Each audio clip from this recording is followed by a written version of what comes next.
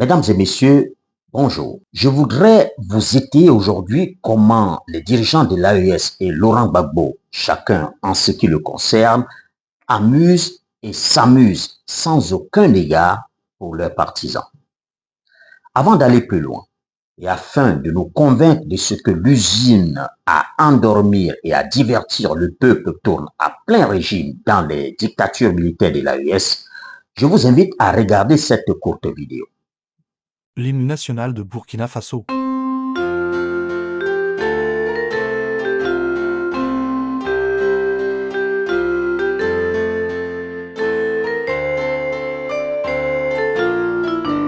Off! Quelle ingéniosité!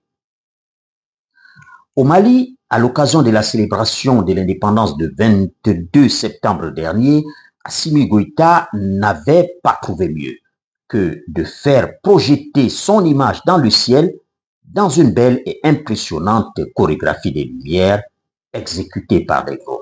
La transition, le général d'armée Assimi Goïta, aujourd'hui, qui est le garant de cet anniversaire 65e du nom pour le Mali, comme vous le voyez. La première figure, c'est le général d'armée, le président de la transition Assimi Goïta.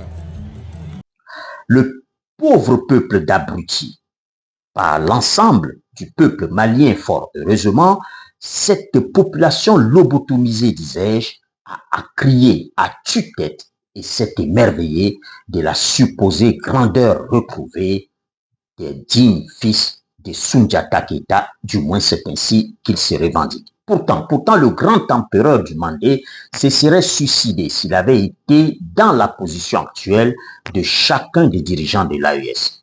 Soundiata n'aurait pas supporté de ne plus être capable d'apporter la moindre sécurité à son peuple, contraint de sous-traiter à des mercenaires, ce qui devrait être la mission inaliénable de toute armée qui se respecte.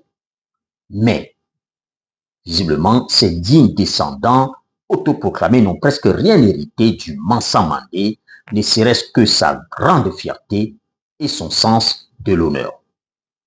Les héritiers préfèrent faire diversion, détourner l'attention du peuple alors que les terroristes occupent dans certains pays de l'AES jusqu'à 80% du territoire, l'État s'étant replié dans quelques grandes villes, abandonnant tout le reste du pays à ceux qui réclament être des djihadistes.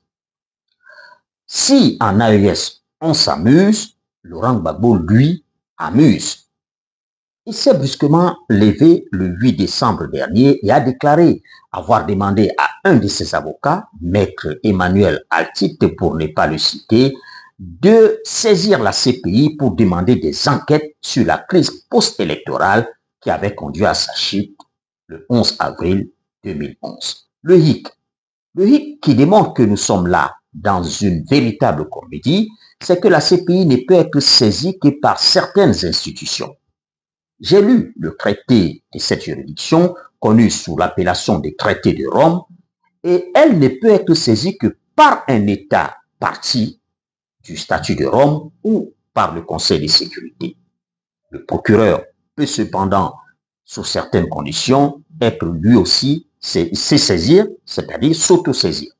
Nulle part, mais vraiment nulle part, il n'est prévu qu'un individu puisse saisir la CPI, fût-il Laurent Gbagbo.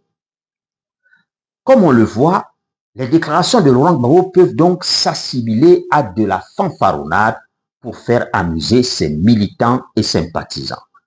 Car on ne saurait imaginer qu'après avoir passé une décennie en jugement devant cette cour, l'ex-président ivoirien ne connaisse pas les mécanismes de saisine de cette juridiction. S'il le sait et que sa déclaration ne procède que d'une simple stratégie pour garder ses partisans en permanence en haleine et mobilisés, ce serait grave car nous serions dans une forme d'infantilisation de ses adeptes. S'il ne le sait pas, ce serait encore plus grave puisque cela révélerait un personnage d'une incroyable légèreté. Voilà, mesdames et messieurs, l'analyse que je voulais faire avec vous de quelques événements de ces derniers jours, en espérant vous revenir très très vite avec de nouvelles informations toujours recoupées et des analyses fondées sur des faits. À très très bientôt. Inch'Allah.